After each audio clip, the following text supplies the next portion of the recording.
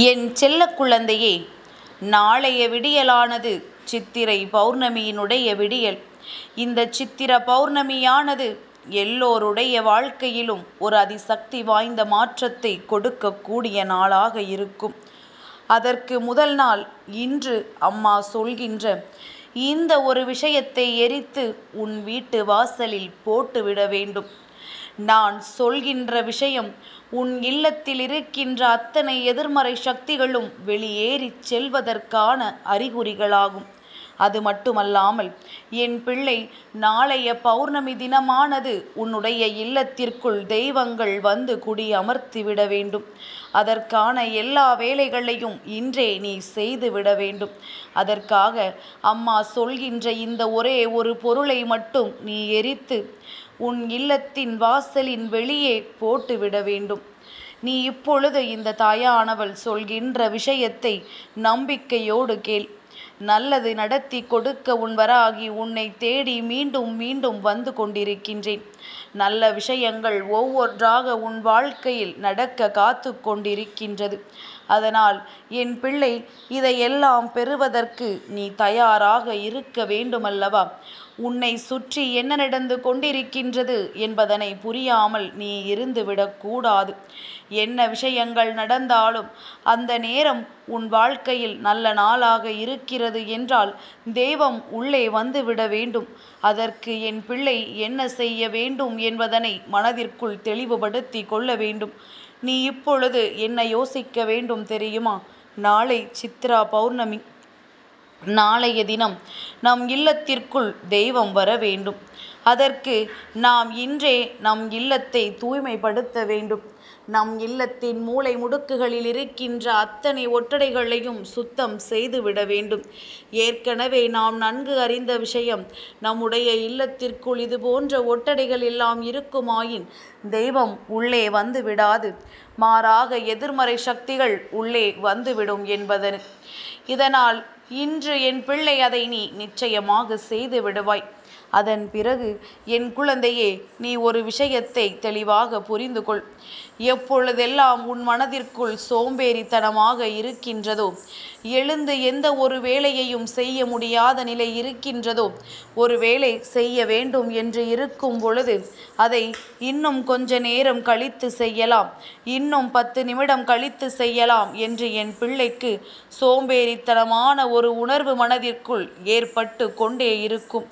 அப்படி ஒரு உணர்வு உனக்குள் ஏற்பட்டு கொண்டு இருக்கிறது என்றால் என் பிள்ளை, அந்த நேரத்தில் நீ என்ன விஷயத்தை உணர வேண்டும் தெரியுமா?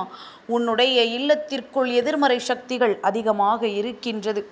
உன்னை எந்த ஒரு விஷயத்தையும் செய்ய விடாமல் அது தடுத்து நிறுத்தி கொண்டிருக்கின்றது. உன்னால் ஒரு பூஜைகளை கூட செய்ய முடியவில்லை. விளக்கேற்ற வேண்டும் 6 மணிக்கு என்று நினைத்தால் 7 மணி ஆகிவிடும்.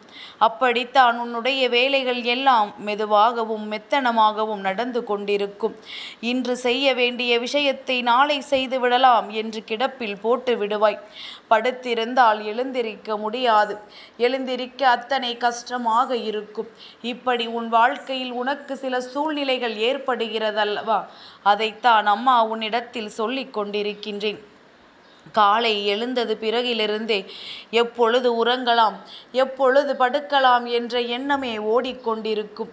இதுவெல்லாம் இல்லாமல் என் பிள்ளை, இந்த நாளில் உன் வாழ்க்கையில் செய்ய நினைக்கின்ற விஷயங்களை எல்லாம் திறமையாக செய்ய வேண்டும். உன் இல்லத்தில் இருக்கின்ற அந்த எதிர்மறை சக்திகளை வெளியில் விரட்டிவிட வேண்டும் என்று நீ மனதார நினைப்பாயானால் நிச்சயமாக உன் தாயானவள் சொல்கின்ற இந்த விஷயமானது உன்னுடைய வாழ்க்கையில் நல்லபடியாக நடந்துவிடும். நான் செய்ய சொல்கின்ற விஷயங்கள் எல்லாம் அத்தனை கடினமான விஷயங்கள் கிடையாது. உன்னால் செய்ய முடியாது என்று சொல்லக்கூடிய விஷயமும் கிடையாது. என் பிள்ளையே, அம்மா எப்பொழுதுமே உனக்கு எளிமையான விஷயங்களைத்தான் சொல்லிக் கொடுத்து கொண்டிருக்கின்றேன். எப்படியும் என் பிள்ளைக்கு வாழ்க்கையில் நல்ல மாற்றங்கள் வந்துவிட வேண்டும். எப்படியாவது என் பிள்ளை தன் இல்லத்தில் இருக்கின்ற எதிர்மறை சக்திகளை எல்லாம் வெளியில் விரட்டி நல்ல சக்திகளை உள்ளே வரவழைத்து விட வேண்டும். மற்ற நாட்களில் என்றால் கூட அம்மா உனக்கு சற்று தாமதமாகத்தான் இதை சொல்லி இருப்பேன்.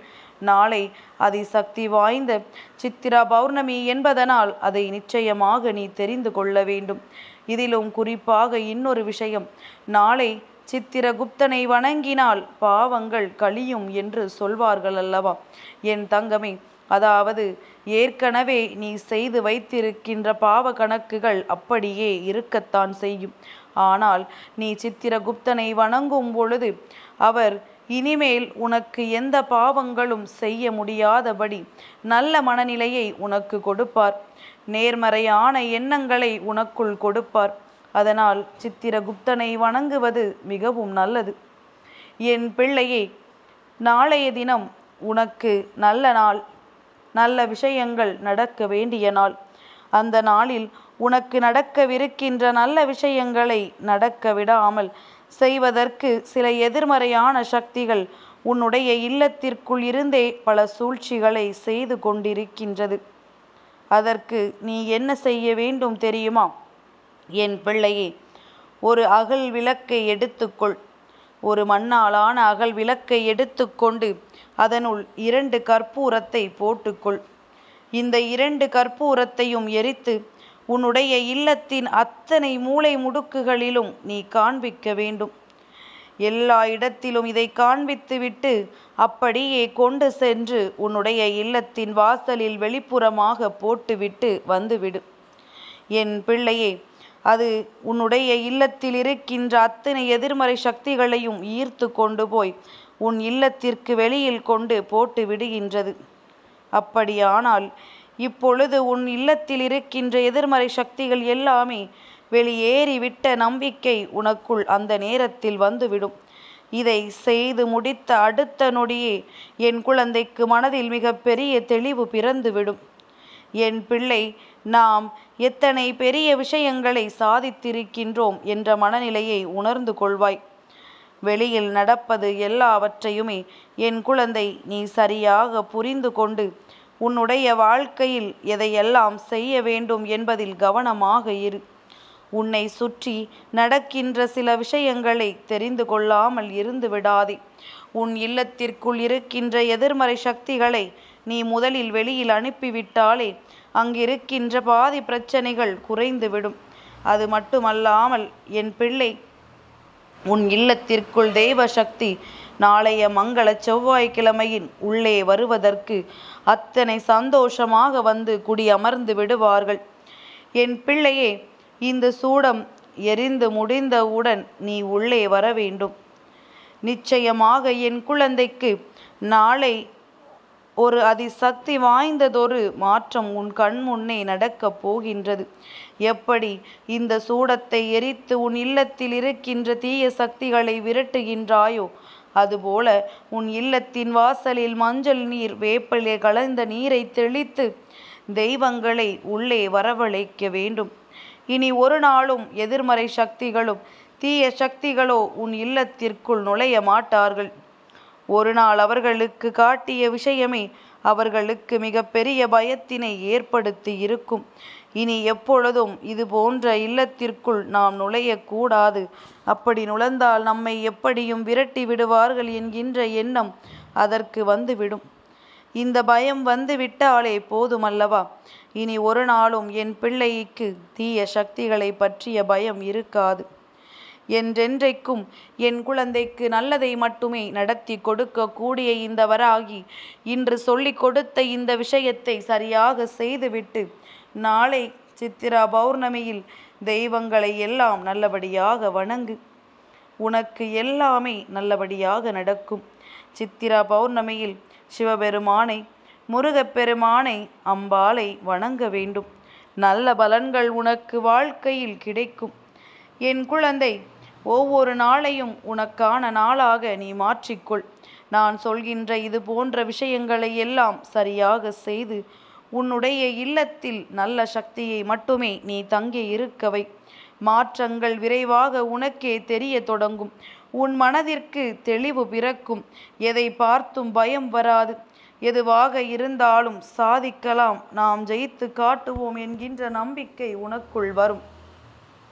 நல்ல நல்ல மாற்றங்களை அம்மா உன் வாழ்க்கையில் கொண்டு வர காத்து கொண்டிருக்கின்றேன். சரியான நேரத்தில் அதை என் குழந்தை நீ பெற்று கொண்டால் போதும். இனி இந்த வராகி எனக்கு நன்றி மட்டுமே சொல்வதற்காக என்னை தேடி வருவாய். என் செல்ல குழந்தைக்கு இந்த வராகி அம்மாவினுடைய ஆசீர்வாதங்கள் எப்பொழுதும் முழுமையாக கிடைக்கும்.